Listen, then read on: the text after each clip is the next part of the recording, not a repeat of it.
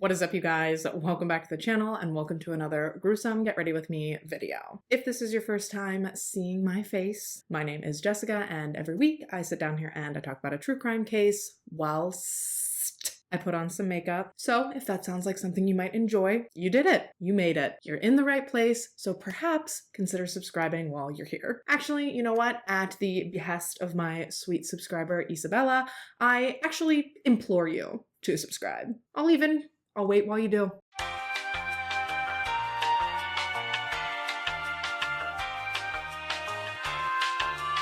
Alrighty, we good? All subscribed? If not, it's out of my control going forward. It's between you and Isabella now, so.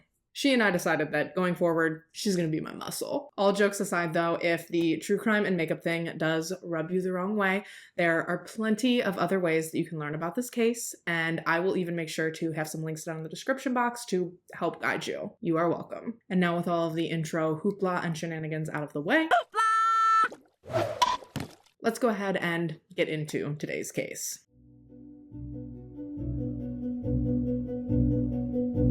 All right, so today we're going to be discussing a case that, personally, I had never heard of until it was requested of me. And while I cannot thank this requester by name, as they've asked to stay anonymous, I can pay tribute to them in a different way, as they have requested that I do some gothy makeup while I tell today's story. Actually, if you're an eagle-eyed viewer, you may have noticed that for once, I don't have my eyebrows filled in yet, which I normally do before I sit down to film. But, you know, given goth, I'm gonna be doing them a little differently today than I normally would, so I wanted to give you a heads up, give you a warning before all of a sudden I have like very intense brows, because I didn't want you to think that I'd lost my ever-loving mind since my last video. Not that wearing darker brows or bolder brows signifies in any way that someone has lost their mind. I'm apprehensive as to how they're going to look, so if they look like garbage, it's because goth is not something that I am well versed in applying to my own meat suit in even the least. But enough about me. Marlene Major. Ever heard of her? Dude, this story is unbelievably wild. And the way that it eventually gets solved is just... It is a super interesting, albeit devastating story, as they all are. But genuinely, the way that this story ends up getting resolved, it's pretty cool. I mean, it takes 20 years, but it's still cool. But before I give it all away right here up front, let's do the damn thing. Oop, jump scare. God, I hope this is not as violently distracting to you as I feel like it's going to be to me. All right, so Helen Marlene Oakes, who went by her middle name Marlene, was born on December 7th, 1954, to her parents Billy Oakes and Mildred McQuarrie. Marlene was one of the couple's 7 children. They had 6 girls and 1 boy, and as far as I could find, I feel like Marlene had a fairly typical upbringing. There really isn't a lot of official information on record about her, like prior to her marriage, but from what I was able to gather, she seems like she was a sweet, caring, beautiful, well-adjusted young woman. Again, I wouldn't advise that you quote me on that because I couldn't really verify it anywhere. It's just more so what my impression of her was based on what people who knew her personally had to say about her. According to people who knew her, she was fun and bubbly. She was sweet. People around town nicknamed her Blondie. She just seems like she had a really, cute little 60s country upbringing. It doesn't appear as though she strayed from, conventional social norms until she was in her mid-ish teens. For Marlene, this was the period in her life where the entire trajectory of her future completely changed. And it all started when she met a man named Bill Major. Bill was tall, dark, and handsome, and according to his father, he had a knack for charming basically anyone that he came into contact with. And when he and Marlene first crossed paths, sparks flew. Bill was enamored by Marlene, and she was just positively giddy at all of the attention that she was receiving from Bill. And at first, that all sounds like the beginning of a really adorable little love story, right? Well, that all comes crashing down when you find out that Bill was 10 years older than Marlene. Marlene was in her mid-teens when she met Bill, and Bill, being 10 years older than her, was in his mid-20s. Now, obviously, we're talking about the 60s and the 70s here, and this kind of thing shamefully was more common back then, but now 50, 60 years later, in hindsight, it's gross. But Marlene and Bill were head over heels in love with one another, which eventually led to their nuptials in 1971 when he was 26 and she was a mere 16. Yeah, we are not off to a great start. But to people on the outside looking in, it appeared as though Bill and Marlene had it all. A loving and happy marriage, a cute little trailer to live in. They didn't have much, but it was a simpler time, and they seemed to be happy. Marlene gave birth to the couple's son Donald in 1971, the same year that they got married, and then a few years later, Donald was followed by Marlene and Bill's daughter. Her name was Lalana, and she was born in 1976. Actually, full transparency, those years very well could be off by one. I wasn't able to find exact dates of birth for the children, so what I had to do was subtract ages that they were at certain points later in the story from the year that those things took place. So given what month they might have been born, it's very possible that those years are slightly off. The point is that the Majors had a roof over their head, they had 2 healthy kids, and they seemed to be madly in love. Bill, who was a mechanic by trade, he owned his own little automotive repair shop, and he lovingly named it B&B Automotive, which stood for Bill and Blondie. He worked to support Marlene and the kids while she stayed home and tended to them and the house. They were very much living that standard kind of cookie cutter American dream that, you know, we've all heard so much about. And I don't know about you guys, but I would love to know, when's that coming back? Because I don't know if it's going into another election year or what. Certainly I can't speak for everyone, but for me specifically, living in America right now kind of feels like it's fine. Everything's fine. We're fine. I'm fine. Anyway, Bill and Marlene and their children, they carried on this traditional way of life, seemingly uninterrupted for a couple of years. Verona is a tiny little unincorporated town located in northern Kentucky. Specifically, it's located in Boone County, which butts right up along both Indiana and Ohio. And to hear the Major's daughter, Lalana, tell it, she grew up getting to do anything and everything that a little kid would want to. It comes across as though she really enjoyed the time that she spent in Boone County. It's a tiny area where everyone knew everyone, and it was a place where you could trust your neighbors. And actually, Bill in particular had a pretty good reputation as far as his immediate small little community was concerned. He was kind and generous, and he was well known to always be willing to lend a helping hand. And this was a trait that he put on full display in the spring of 1980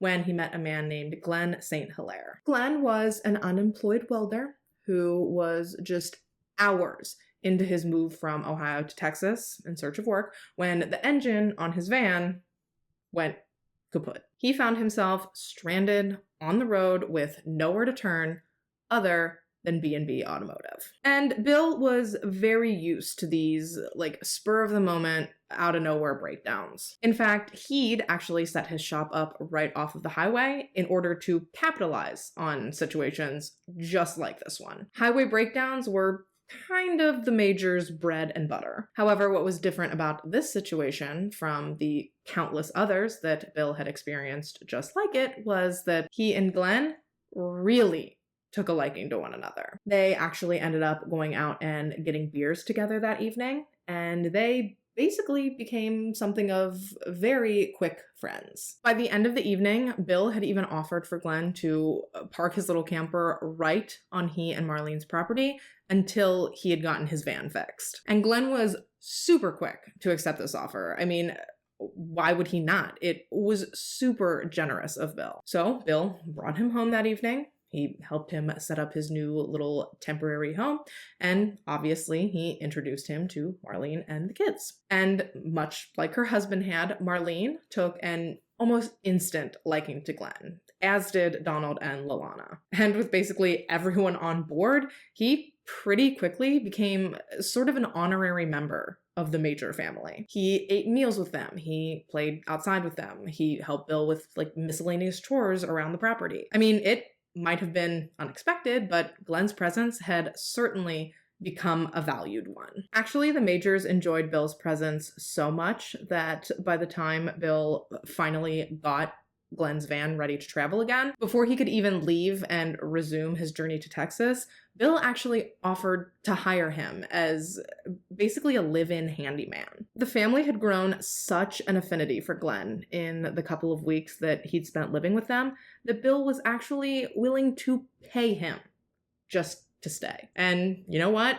Glenn had enjoyed being there every bit as much as they had enjoyed having him. So he accepted the offer, and in doing so, he officially became a permanent fixture on the Major's property. And from there, for a while, things continued on exactly as they had been. It wasn't until a couple more weeks in that Glenn started to get kind of a weird vibe from Bill. Now, he tried to brush this off at first, but the longer and longer that he stayed at the Majors, the more he couldn't help but feel as though Bill was trying to fix him up with Marlene. Weird, right? Yeah, Glenn thought so too. Like I said, at first he tried to ignore it and he tried to just carry on with life as normal, but before he knew it, it all came to a head one hot midsummer's night. It had been unseasonably hot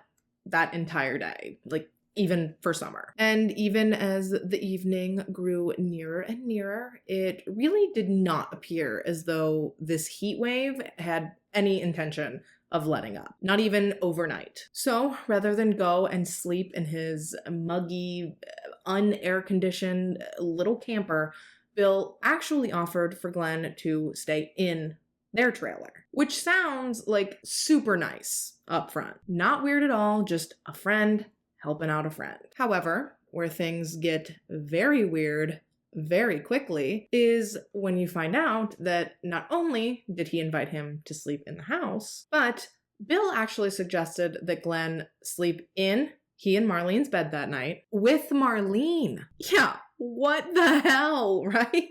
Imagine how Glenn felt. He didn't know if this was a test. He didn't know if this was some weird kink of Bill's. I mean, seriously, who just offers up their wife to another man on a silver platter like that? And while I don't know if it was that night specifically that things between Glenn and Marlene did get spicy, but I do know that after numerous different insinuations and like manufactured scenarios by Bill, Marlene and Glenn did in fact eventually start, canoodling. And weirdly enough, this did not change anything about the dynamic between Glenn and Bill. Glenn might have been boinking Bill's wife, and Bill might have known all about it, but according to Glenn, this did not seem to be a problem or a deal breaker or an issue of any kind. Things were going fine as far as Glenn being a house guest was concerned. Ironically, it was actually Bill and Marlene's relationship that seemed to crumble at light speed following the start of this affair. They were fighting constantly about everything. And while those that were fairly close with Bill and Marlene would later come forward and claim that they had always known that the relationship had its fair share of issues, from the outside looking in, Bill and Marlene always looked as though they were a happy, all-American couple. However, living on their property, Glenn had a front row seat to their trials and their tribulations. He learned more and more with each and every passing day that the happy, loving, perfect couple image that Bill and Marlene portrayed, well, it simply just was not their reality. Maybe it was at one point, but by late 1980, it certainly wasn't anymore. And that, my friends, brings us to the evening of October 12th, 1980, which was the night of the biggest fight that Bill and Marlene Major would ever have. It was actually such a heated and such a volatile argument that Glenn actually left the property because it was upsetting him so much to listen to it. He decided he'd rather go to a local diner, sit and drink some coffee for a few hours, rather than listening to these two chew each other out. And so he did just that, assuming that by the time he did return, Bill and Marlene would have cooled down and they would have made up and everything would go back to normal. Unfortunately, though, once Glenn did return to the property, it would actually turn out that nothing would be the same ever again. Okay, so what happened was Glenn, he gets back to the property sometime just before or just after midnight. Some sources say before, some sources say after, and actually you'll see a lot of sources interchange the dates a lot too. A lot of sources say the fight was on the 12th, a lot say that it was on the 13th. I think that's mostly just because it took place so late in the evening / so early in the morning. So if you do happen to see other dates anywhere, that's why. Nevertheless, though, Glenn gets back from the diner after a couple of hours to find that Bill and Marlene's trailer was in complete disarray. Drawers were pulled out and strewn about. The kids' clothes were gone. The kids were gone. Marlene was gone. Bill was gone. I mean, Glenn's looking around like, what in the fresh hell happened here? But then, before he really had time to think about what could have happened or where everyone might be, Bill appeared, just out of the shadows. Jesus! And Glenn's like, dude.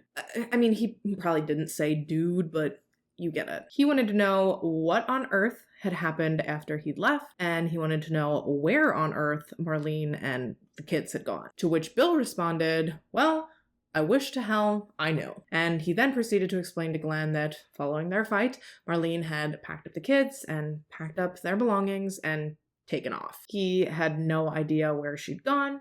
He had no idea when she was coming back. He had no idea if she was coming back. And while sure this was concerning to Glenn, it was also kind of sad. If she really did leave and really wasn't coming back, he would have liked to have at least gotten the chance to say goodbye to her and to say bye to the kids. But he also knew that objectively, it certainly was not out of the question that Marlene would have finally had enough and finally decided to leave Bill. Like I said, their relationship had been on rocky ground for the better part of at least the past few months. Maybe this fight really was just the absolute last straw. It wasn't until 2 days later that Glenn found out that Bill had actually lied to him. He had actually been the one that had the kids this whole time. And finding this out was when Glenn's fear for Marlene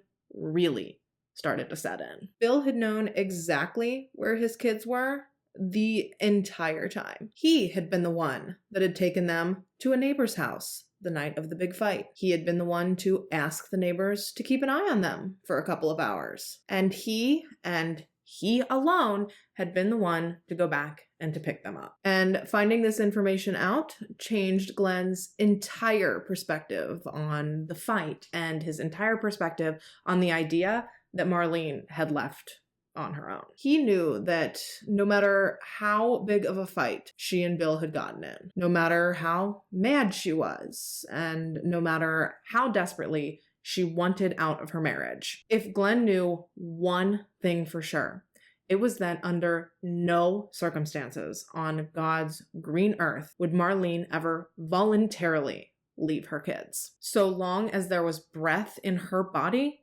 she would be with those children. So understandably, by this point, Glenn is straight bugging. He can feel deep down in his gut that something about this whole situation is terribly wrong. And the more he thinks about it, the more upset he gets, until finally he just can't take it anymore. So he heads down to the police station with the intention of not just reporting Marlene missing, but he also walked in there and boldly and confidently told police that he was sure that given the fact that the kids had been left behind, the only explanation for Marlene's absence was that Bill had killed her. And in response, police are like, cool. And you are? Which, boy, I'll bet that was awkward to explain. And by the time Glenn gave police a rundown of the situation and of his relationship to Bill and to Marlene, he kind of started to get a real, like, whoever smelt it, dealt it kind of vibe from police. I mean, he wasn't exactly wrong. Police absolutely were 100% weary of Glenn and these seemingly out of the blue accusations. They were jumping to all sorts of conclusions about how Glenn could potentially be involved in Marlene's disappearance, basically from the time they found out that he knew Marlene, biblically. And I think we can all agree that those weren't exactly leaps that they needed to stretch before taking. Like, it's definitely unusual that a man would come in to police to report another man's wife missing whom he's dating. I mean, I'm not saying it doesn't happen. Clearly, this story negates that sentiment. I'm just saying that it's probably not an everyday occurrence. And little did police know that this was just the tip of the iceberg. They would soon find out that this case was only going to get weirder and weirder the more they looked into it. Starting with the fact that Glenn had not come to the station that day empty-handed. Rather, he came to the station packing 2 of Marlene's diaries. Apparently, Marlene had voluntarily handed these diaries over to Glenn, and she had explicitly instructed him that in the event that anything suspicious were to happen to her, Glenn was to immediately hand those diaries over to police, a promise that he was now fulfilling. And I have no idea if Glenn had read the diaries prior to handing them over, and I don't know if he had any idea of what was buried within the pages of those journals, but wow, did those diaries open up a can of worms. Lots and lots of secrets, lots of dirty laundry, just lots of skeletons in the proverbial closet, as I'm sure anyone's diary would hold. But the main thing that stuck out to police as a glaringly obvious potential motive behind Bill wanting his wife gone was a passage that Marlene had written detailing the day that she walked in on her husband, Bill Major, sexually abusing their son, Donald. The passage read something along the lines of, I went to get Donald up for school and I caught Bill with him. He tried to hide what they were doing, but I know what I saw. I told him never to touch me again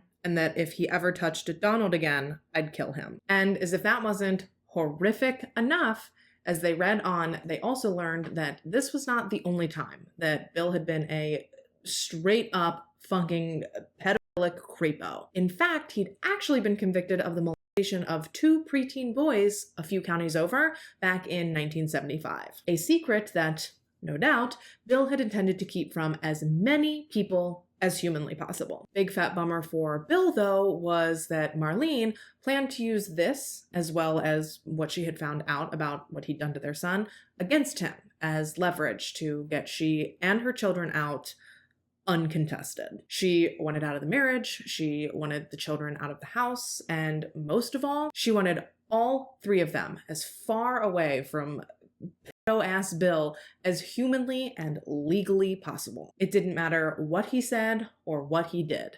Knowing what she knew, there was absolutely no saving their marriage. She was horrified and disgusted to know that she'd ever loved this man. So there was not a prayer in hell of continuing on as if she still did. I mean, I have to imagine that she wanted to pack up and dip out the second she had caught Bill with Donald. But she knew what Bill was capable of, and he'd threatened her before. And that's not to mention that she didn't have any money or any resources of her own, really. She had been a married, stay-at-home mom since she was 16. So difficult as it was, she needed to bide her time to make sure that she did everything right. And obviously, there's no one right way to escape a situation like this. There's significantly more resources available out there now to help in situations like this, and it's still not black and white. It's still not easy. So back in the 80s,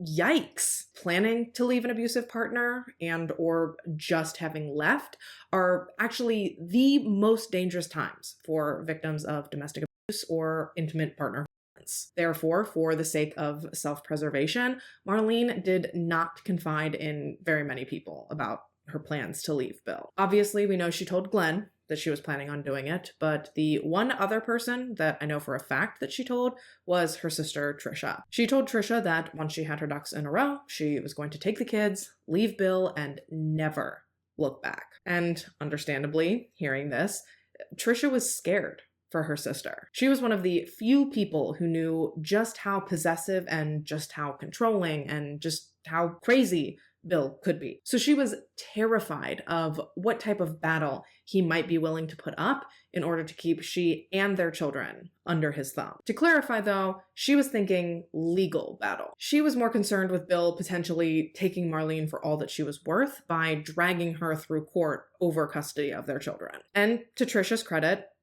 that's valid. However, Marlene assured her that if Bill knew what was good for him, he would let her go quietly. Citing back to another one of her diary entries that read, quote, "I could be the biggest whore to walk the streets of Verona and still no judge would dare to give him custody of those kids before me." Obviously, she was referring to the fact that Bill was a convicted sexual predator, but I probably didn't need to clarify that. Oops. God, is this not all just so messed up? Think about it. This was the entire reason that Bill had been so pushy about the relationship between Glenn and Marlene. He had actually hoped that if he could keep Marlene happy with Glenn, then maybe she would overlook his disgustingness and maybe she'd stay. Like, this man genuinely thought that his wife would be willing to trade a relationship with a man she had just met for the safety, well-being, and innocence of her children.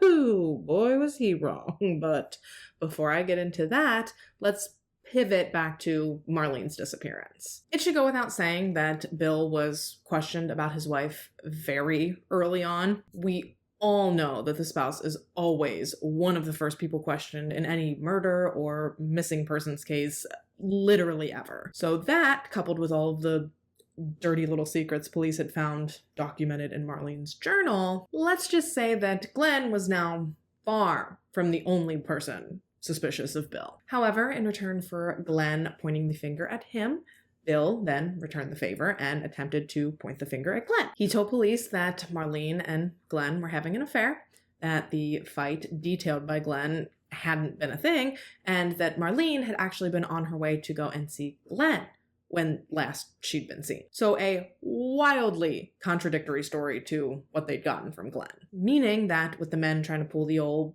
"he did it," police would now have to try and investigate and determine whose story was the real story. And actually, initially, they kind of thought that Bill's story made more sense. They simply had no reason to believe that Marlene had met with foul play. They had searched the Major's property and they couldn't find anything to suggest that Marlene had been harmed in any way. There was no blood, no sign of a struggle, certainly no body, no suspicious weapons. There just was really nothing to write home about. Well, actually, I guess that's not entirely true. It was definitely weird that Marlene had supposedly bounced on her own volition, but hadn't taken numerous important personal belongings with her. Prescription medication, her social security card, her purse, her money, jewelry, all that had seemingly been left behind. I mean, I guess if she left in like a mega rush, maybe she just wasn't thinking clearly. Maybe she was going to come back at a different time for those things, like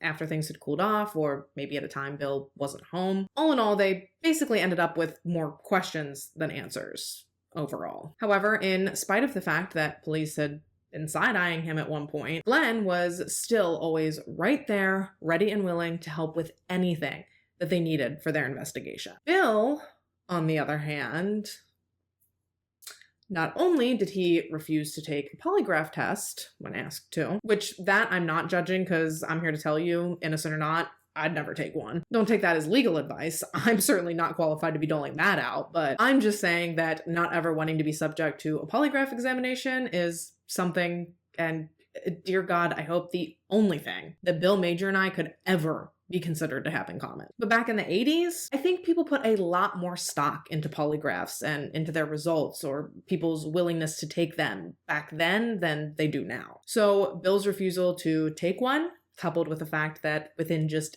days of his wife's disappearance, he had packed up some of his belongings, sold off the rest, and moved he and his children damn near 1,000 miles away to Rhode Island. Sir, tell me you are guilty without telling me you're guilty, okay? I mean, say less. Now, Bill claimed that as a newly single father, he'd simply made this move so that he could be closer to his family, so they could help with the kids. But I don't know, it wasn't a good look. And these poor kids, I cannot even begin to imagine the just emotional whiplash that all of this was for them. Their mom is gone. Their dad is telling them that she's a drug-addicted, alcoholic prostitute, his words, not mine, and that she had chosen to abandon he and them to run off with a new boyfriend. So that, in and of itself, completely devastating. But then just days later, they get plucked out of the only home they've ever known and toted halfway across the country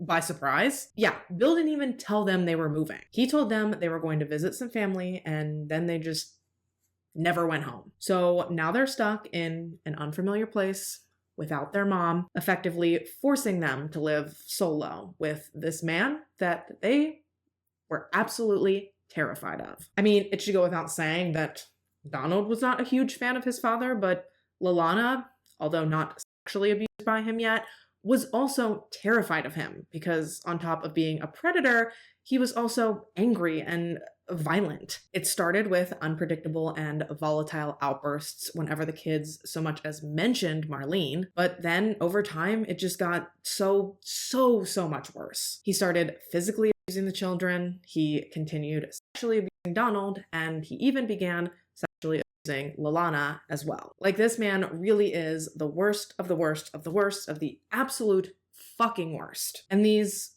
poor children, just devastated by what their lives had become. They couldn't do anything other than sit and wait and hope and pray that someday their mother would come back, scoop them up, and rescue them from this living nightmare. But as the days turned to weeks, which turned to months, and eventually into a year, not only did Marlene not return, but police also made little to no progress in the investigation into her disappearance. And I mean, they really did try, at least at first. They exhausted every avenue they possibly could within like their own tiny little jurisdiction. And once it had become clear to them that they weren't really getting anywhere with that, they began distributing Marlene's personal information and her profile to different surrounding agencies, all in an effort to hopefully expand their search parameters and to hopefully track her down. And eventually, Marlene's dental records, which at the time were the most effective form of identification, we're still in the pre-DNA science times. And anytime that anyone that was a similar age or a similar stature to Marlene was found, her records were sent for comparison. Upwards of 30 different times, coast to coast, bodies were found and subsequently compared to Marlene, but ultimately, each and every time, police were set back to square one. They couldn't even actually officially classify her case as a murder investigation. Even a year later, they still had absolutely no evidence to bolster the idea that Marlene was even dead. And so gradually, her case grew colder and colder. Her Her diaries collected more and more dust as they sat on a storage room shelf, and shamefully, the horrible things that were written in them, they were gradually forgotten. Unfortunately, police were actually never able to do anything with what was written in Marlene's diaries because it was all considered hearsay. It would have never been admissible in court. So these diaries, right alongside Marlene's case, were shelved and forgotten for the next 2 decades. Now, there was some very brief renewed hope that Marlene's case might be solved, and that came up a year later in 1981. But before I get into that, I'm going to take my break, throw on my lashes, and when we get back, did someone find Marlene? Don't go nowhere.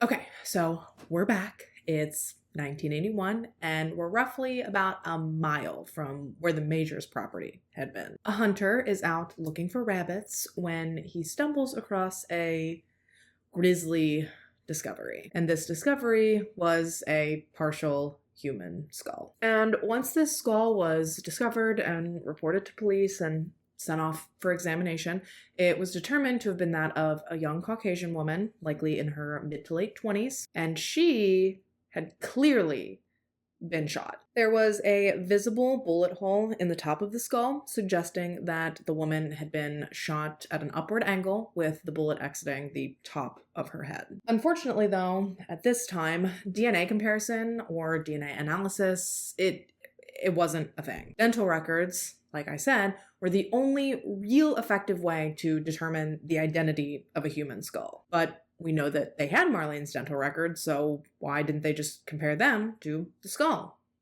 You might be wondering. Well, that's because, if you'll remember, I said that a partial skull had been discovered. And I said that because this skull had clearly and deliberately had not only the teeth removed, but the whole damn lower jaw had been removed as well. Now, this had clearly been done in an attempt to prevent whomever's skull it was from being identified, and unfortunately, it did just that for years. All while, sadly, the horrible things that Marlene had detailed in her diaries, well, they continued up in Rhode Island for the next few years. And honestly, what Marlene had discovered, it was just the beginning. Over time, Bill had become so violent with the children that they often had to miss school due to their obvious injuries. Black eyes, mysterious bruises, miscellaneous abrasions. These were all accessories that the Major children were almost always adorned in. It seemed like as time wore on, Bill would beat them worse and worse for smaller and smaller infractions. Sometimes he would even beat one of the children so badly that it would leave the other child unsure if their sibling would even survive. And seeing the fear that this idea struck into the hearts of his children, well, it did nothing but give him something to leverage. Now he knew that all he had to do was threaten the children, that if they didn't submit to him and if they didn't do whatever he said, he just had to tell them that he would kill the other one, and that would break them down for him immediately. This guy was absolutely he was sick. And like I said, this went on for years. It carried on even after Bill remarried. The only thing that changed once a new woman was in the house was that now the abuse was happening behind her back. Bill would often pick one of the children to take to work with him each day, where he would brazenly abuse them right in his shop. Well, that was until he got himself a nice little RV that he pitched on his employer's property that he would then take the children into to abuse them. And somehow, no one was any the wiser. He had once again managed to curate this happy, normal-looking family with his new wife, just like he had back in the 70s with Marlene. The kids did take to their new stepmother as well as they possibly could, given their circumstances. Her name was Pauline, by the way. I don't know that I said that. But not only was she kind to them, but she was also very sympathetic of the plight that they'd been through already in their short lives. And that was just the plight that she knew about, because she had no idea what was going on under her nose between her new husband and her stepkids, right under her very own roof. However, surely to his dismay, that little secret of Bill's, well, it would not stay a secret for long. The longer that Pauline was around, the more the kids grew to trust her, specifically Lalana. And as she grew to trust her, it became harder and harder for her to keep quiet about the horrible things that their father was doing to she and Donald. And one day, fairly early on into Pauline and Bill's relationship, Lalana broke. She told Pauline what was going on. She told her who her new husband really was. And in response, Pauline confronted Bill. Yeah, she confronted Bill, which did nothing other than give him the chance to try to explain and to try and justify his actions, as if there was any possible justification. But disturbingly, Bill somehow managed to convince Pauline not only to not report him to authorities, but he also convinced her to give him a second chance. And this is where Pauline and I are very different women, because I can't even say or think about it. But if I found out anyone had done anything like that to my kids, you should know something. You're about to get murdered, okay? But Pauline listened intently as Bill told her that he knew he was sick and that he wanted to change, and that from that point forward, he promised he would stop. He would never touch his children again. And ultimately, she bought it. She fell for his tears, she fell for his lies, and she trusted that the issue had been rectified. Unfortunately, though, it absolutely 100% had not. As a matter of fact, the next chance that Bill got that he was alone with Lalana, he pulled a gun on her and told her that if she didn't learn to keep her mouth shut, that he was going to blow her brains out. And so, obviously, fucking terrified and having seen no benefit to telling someone what she and Donald were going through, things continued on just as they always had for the next few years. It wasn't until 1984, when Donald was 13, that he finally had had enough and he finally snapped. He went to Pauline and he told her, sparing no details, that Bill was still regularly abusing both he and Lalana. He risked everything that day, down to his own life, to hopefully, finally, save he and his sister. And this time, thankfully, Pauline did decide to put the children and their needs above her marriage. You know, like she should have done the first time, but this time she did call the police and she did report her husband for being the disgusting fucking animal that he was. And finally, on August 10th, 1984, William Alexander Major was arrested. It is about freaking time. And although seeing their father carted off in handcuffs absolutely was relieving in that moment, that relief was quickly superseded by terror when the children realized that Bill could potentially get out someday. And if he did, Donald and Lalana were certain that he would stop at nothing to track them down and to seek revenge on them. Lalana has even explicitly spoken about the look that her father gave she and Donald as police put the cuffs on him. It was almost an unspoken threat. Like, no matter how long it took, they would rue the day that they dared to betray him. But for now, they were sent back to Kentucky to live with Marlene's mother and father, who eventually did go on to formally adopt them. Following his arrest, Bill decided to plea himself down to a 15-year prison sentence, all while fully knowing and not giving a damn that his children now had a life sentence of trying to deal with what he'd done to them. But man, I will tell you what, those kids are strong. Once they were out of their father's grasp, they both went on to do their best to live happy and normal lives. Hard as I'm sure that it was for them. I mean, their mom was gone, their dad was, well, Their lives had been flip-flopped and twisted around at every possible turn since they were like 4 and 8 years old. Every day that they managed to get themselves up and get themselves out of bed for years, I'm sure, was in and of itself their own little like mini victory. I cannot even imagine how long it took them to feel like any sense of stability or normalcy or safety in their lives. And even once like their day-to-day life had settled down, it's not like they didn't still have this gigantic unanswered question just looming over their heads. It's not like they just stopped wondering what had ever happened to their mother. And even more frustrating for them, it was almost as if everyone like deliberately didn't talk to them about Marlene. And objectively, I can see both sides. Obviously, the kids are gonna want to know about her. But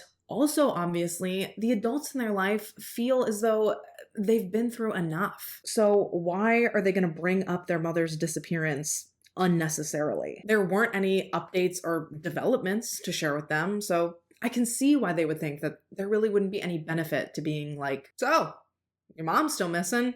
Huh, like what's that gonna do? But Lalana hated it. She hated feeling as though the subject of her mother was like taboo. She was so little when Marlene disappeared that sure, she wanted an explanation as to where she was or what had happened to her, but she also just wanted to feel like she knew her. She wanted to hear stories about her. She wanted to look at pictures of her. She wanted to reminisce on the few memories she did have. And eventually, she really just couldn't take it anymore. Now, I'm not sure what the exact catalyst was, but I do know that one day, she and her grandma, she and Marlene's mom, they were sitting in the car. I can't even tell you where they were or what they were doing, but Lalana just decided that this was her moment. Just no time like the present. And she bridged the forbidden subject. She blatantly, out of nowhere, asked her grandmother every single thing that she had been holding in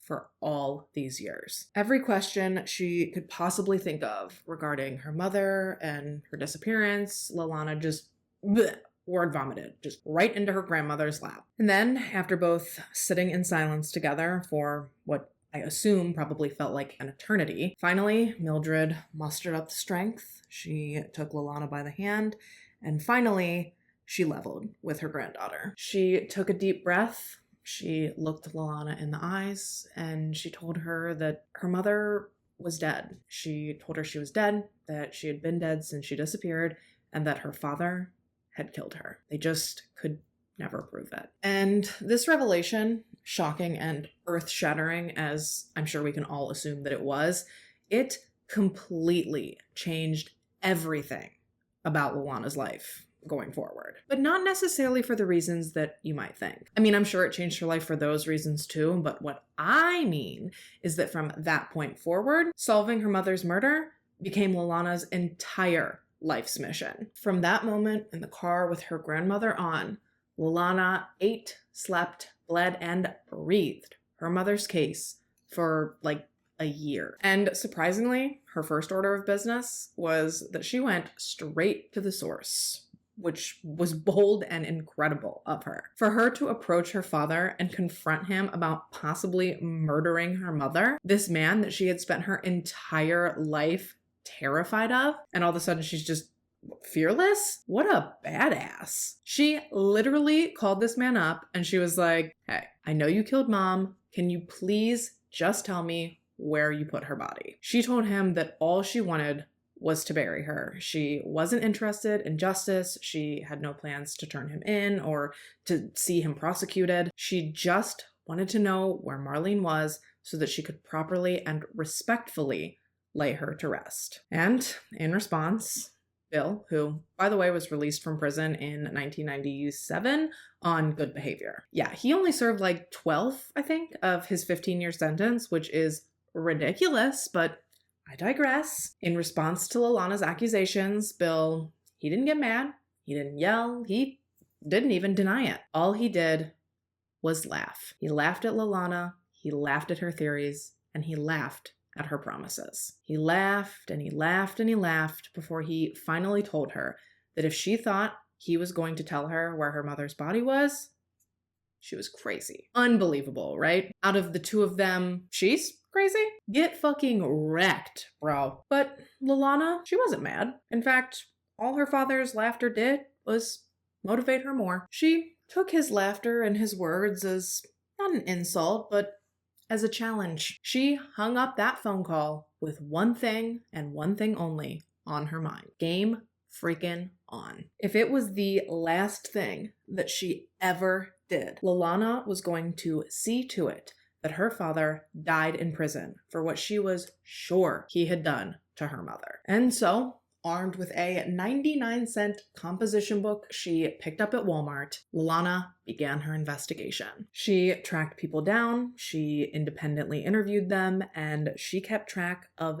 everything in this notebook. She very quickly and very effectively, might I add, became her mother's strongest and loudest advocate. She was the epitome of the squeaky wheel gets the grease. Don't get me wrong, it wasn't an easy fight. Marlene's case had been cold for years at this point, and if you'll cast your memory back, they didn't really have anything to go off of to investigate her case originally, before it was cold. So Lalana's resources and the information that was available to her, well, to say that it was scant is an understatement. But it did not matter to her. Knowing that her father was out of prison, roaming around the streets as a free man, she knew that solving her mother's case was important not only to bring justice to Marlene, but shoot, Lord only knows who else she could possibly be protecting by getting that disgusting man off the streets and back behind bars. I do want to clarify quickly here that once Bill was released from prison in Rhode Island,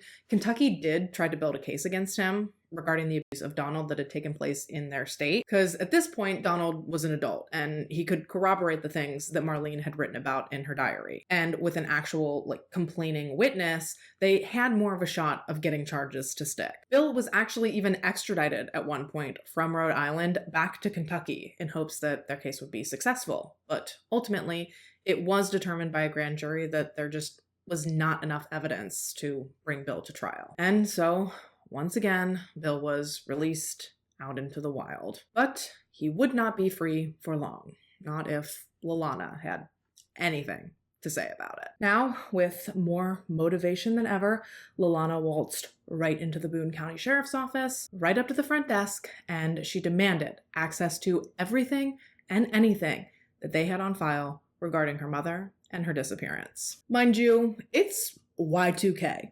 At this point, no one has so much as whispered or blinked in the direction of Marlene's file for 20 years. Pound for pound, we're talking that there was probably more dust in those files than there was actual pertinent information that Lalana could use. But it didn't matter to her. She was not discouraged at all. Deep down, she knew that all she needed was the one right piece of information, and she could bring this whole case together. So they gave her everything they had, scarce as it was, but this did include Marlene's diaries. And reading these diaries for the first time, Lalana finally had real and tangible confirmation that her mother did love her. She and her brother were her mother's whole world. And within just minutes of thumbing through those diaries, she was confident that Marlene would have never abandoned she and her brother. She would have never left them alone with the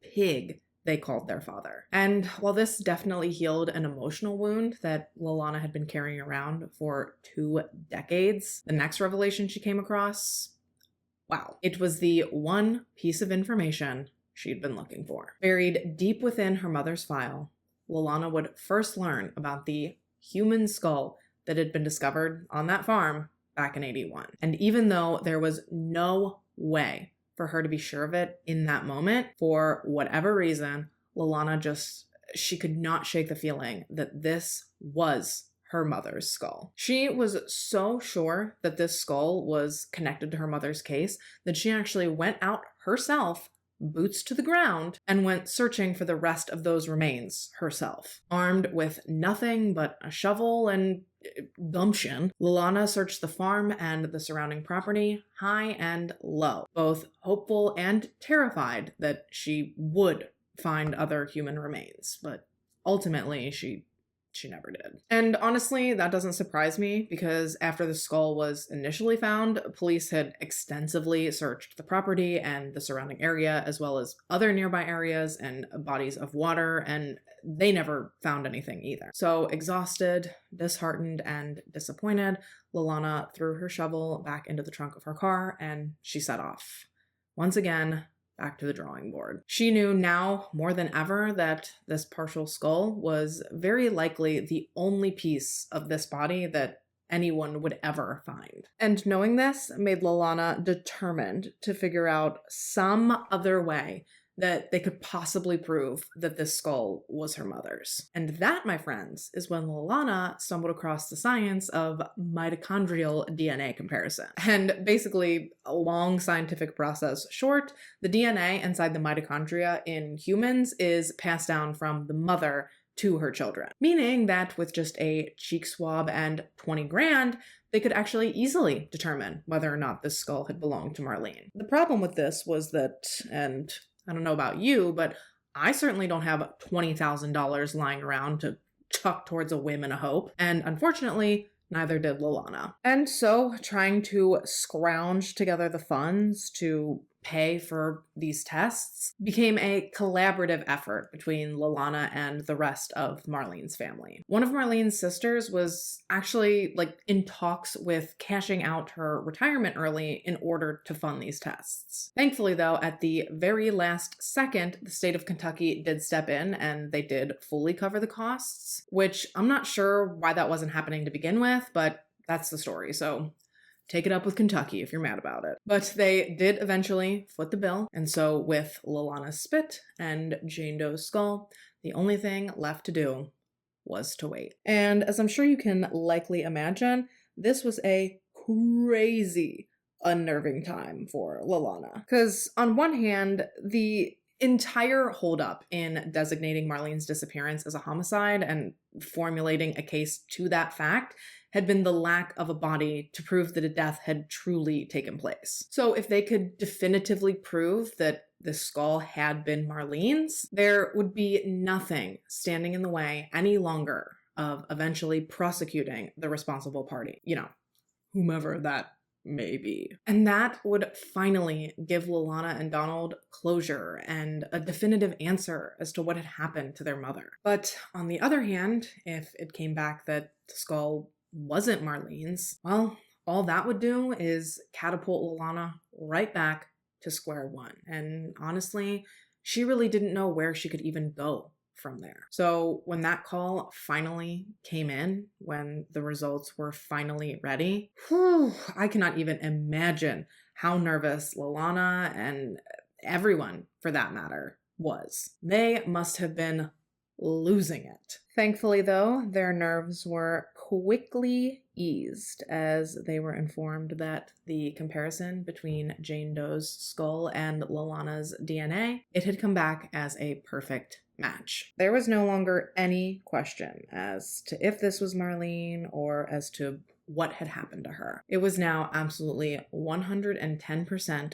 without a doubt certain that the skull was hers and that she had clearly been murdered. The only remaining question now was who exactly was to blame for Marlene's untimely death. And that was only really legally the remaining question. Those who knew Marlene and knew her life, to them, there were no remaining questions. Marlene was dead, and they were sure that Bill had killed her. And what's actually crazy is that one person, other than Bill, actually already knew this. For sure. They'd heard the confession come straight out of Bill's own mouth. I bet you didn't see that one coming. It was back in the late 90s, back when Bill was being held in Kentucky after being released from Rhode Island, when, for whatever reason, the spirit had possessed Bill one day while he was on the phone with his dad to confess to him. And I will tell you what, from that moment on, Jim Major, Bill's dad,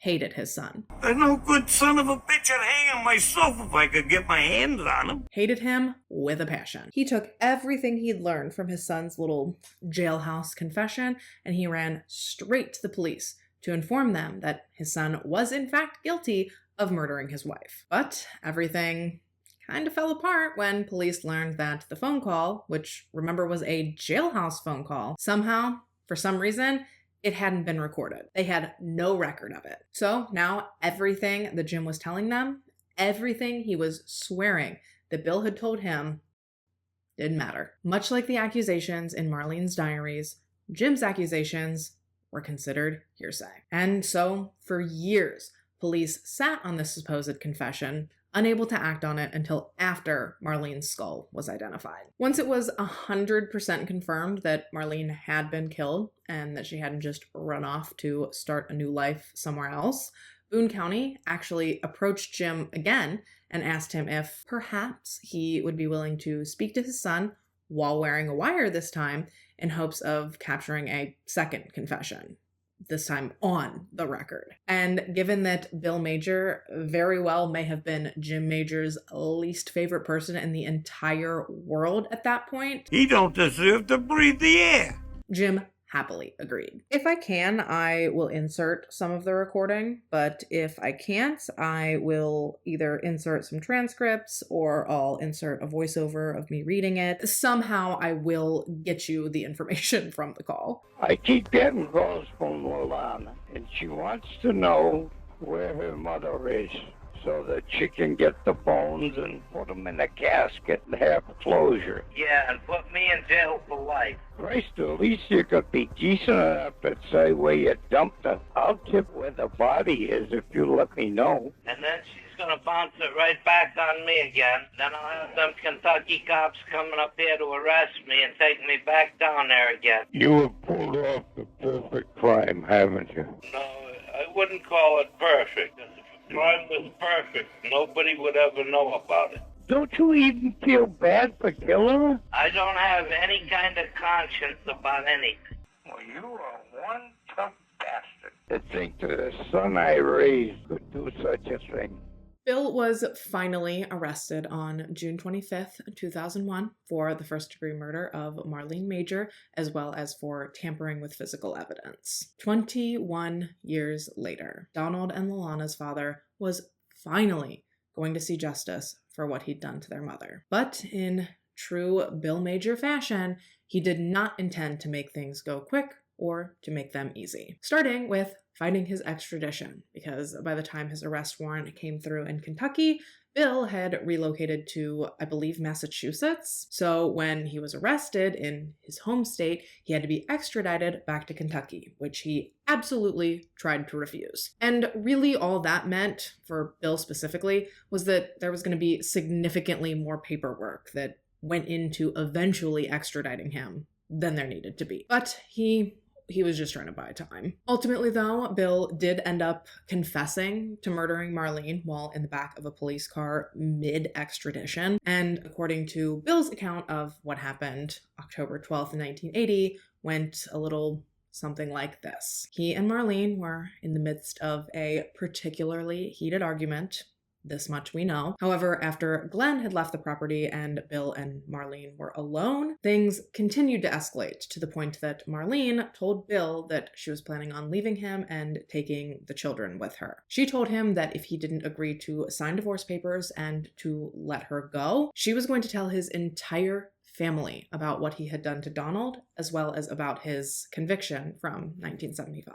Then, after doling out this threat, Marlene stormed out of the house and she got into her car. Considering that she didn't have her children with her at this point, I really don't know where she planned to go, but before she even got the chance to drive away, Bill, who had been right on her heels out the door, reached into the car, took aim with one of his many guns, and shot Marlene directly in the head at basically point-blank range, killing her instantly. And that was how he had managed to keep the actual home and property free of any evidence. The crime scene had been effectively confined to just Marlene's vehicle. Once his wife was dead, he then woke up his children, packed them into his car, and took them to a neighbor's house and asked them to watch them for a few hours. And this was so that he could dismember Marlene, taking special care to knock her teeth out with his gun before removing her jaw, and then heading out on a joyride all around Kentucky in Marlene's car so that he could strategically dump the remaining fragments of her body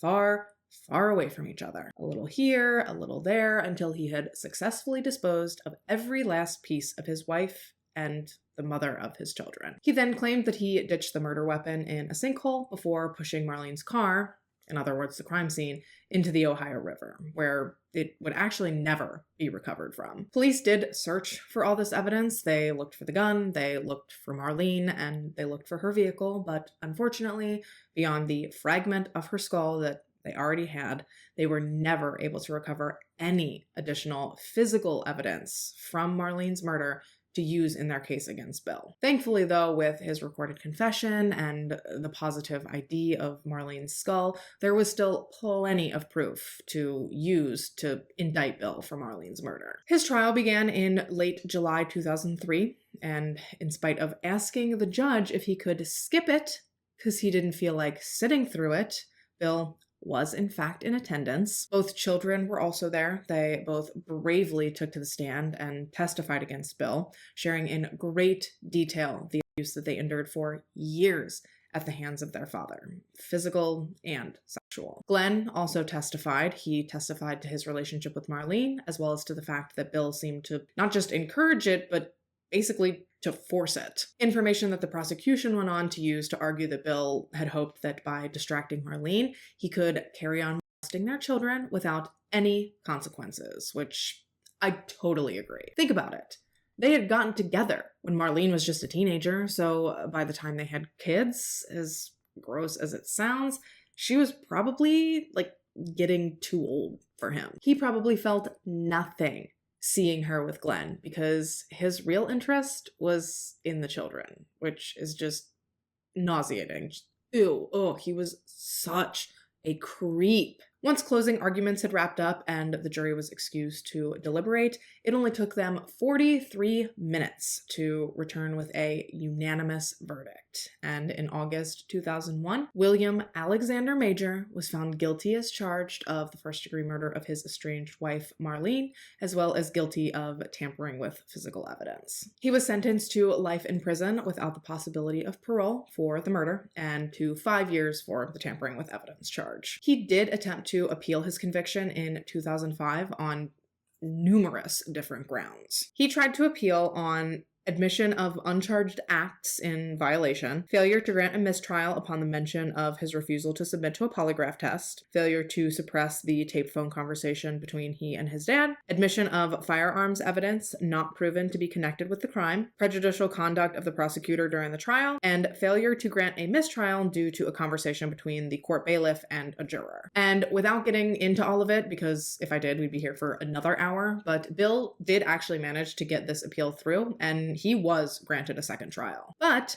this second trial, boo-hoo for Bill, ended exactly like the first one did. The jury once again found him guilty, and once again he was sentenced to life in prison for the murder charge and 5 years for the tampering with physical evidence charge. And the jury recommended that these sentences run consecutively. Once again, Bill attempted to appeal this conviction and this sentence, this time in 2009. His arguments for his second appeal were, again, on multiple grounds. The trial court improperly admitted weapons testimony, the wiretap was improper, the trial court erred in denying his motion for a mistrial, the trial court failed to inform him that he could control his appointed co-counsel, and finally, he was improperly sentenced consecutively for definite and indefinite terms. And most of these arguments were determined to be insufficient. However, it was noted that although the judgment and sentence in the case notes said that the jury recommended the sentences run consecutively, there was no order designating how the sentences were to run. They noted that according to KRS 532.1102, sentences will run concurrently when an order does not specify the manner in which sentences are to run. And as of Kentucky 1994 Mabe versus Commonwealth,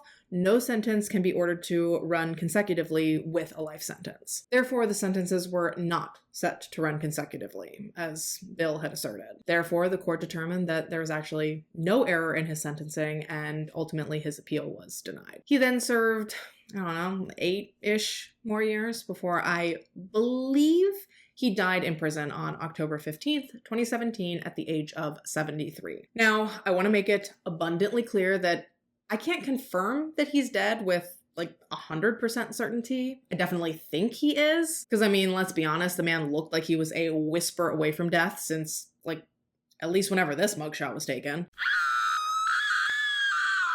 But my opinion aside, because everyone who knew him hated him in the end, it's not like I can find an obituary to like 100% confirm it. I mean, nobody was going to waste their time sitting down to write out that mess. I did find a Find a Grave page that seems to reflect his information, and given that he's not listed as a current inmate via the Kentucky Department of Corrections online offender lookup, it seems as though his time here on Earth terrorizing the masses has in fact come to an end. And God, I hope so, because he just sucked. You know who didn't suck though? Or doesn't suck? Lalana. Man, I cannot speak highly enough or speak enough to the respect and admiration that I have for that woman. For her to spend so much of her life just absolutely terrified of her father, only to turn around and harness that fear and use it to take him down, you cannot tell me that she is not an absolute badass. I cannot even begin to imagine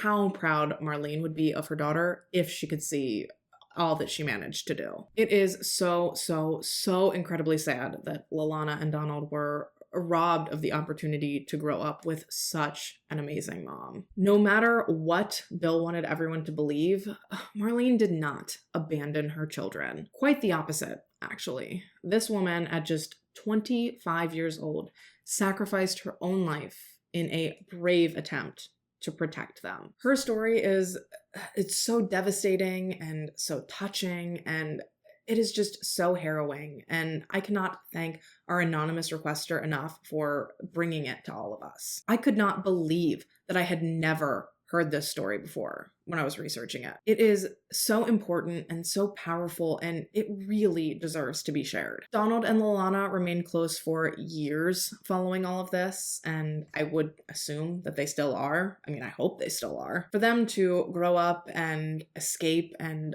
break the cycle of abuse that they lived through, I hope that they are both living such unbelievably fulfilling and happy lives, and I hope that they have found ways to honor their mother and her memory every single day. I do know that Donald changed his last name at some point. He dropped the name Major and instead took on Marlene's maiden name, which was Oakes. And actually, posthumously, Marlene is also most frequently referred to as Oakes as well. And Lalana went from Major as her last name to Bramble, which I don't know the origin of that. Maybe it's her married name, but either way, it's not Major anymore, and that is definitely a blessing. And with that, you guys, we are about wrapped for today. Let me know your thoughts on this case in the comments down below. And also, let me know if you've ever heard of this case before, because I am actually really interested to know how many of you, or if any of you, were familiar with this case prior to this video. If you have a case or a topic you'd like to see me cover, please fill out the request submission form that I have linked down in the description box. And if you're interested, while you're down there,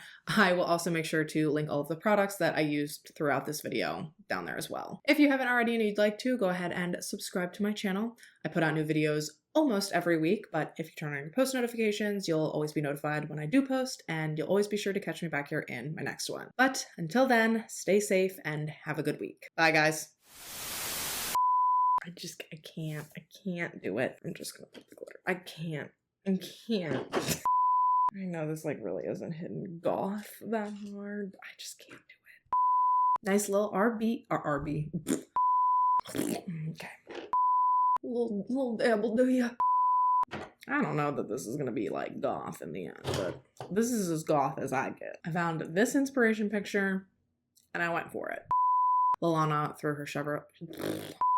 So exhausted, disheartened. Oh my god. More than ever. Oh my god. Therefore,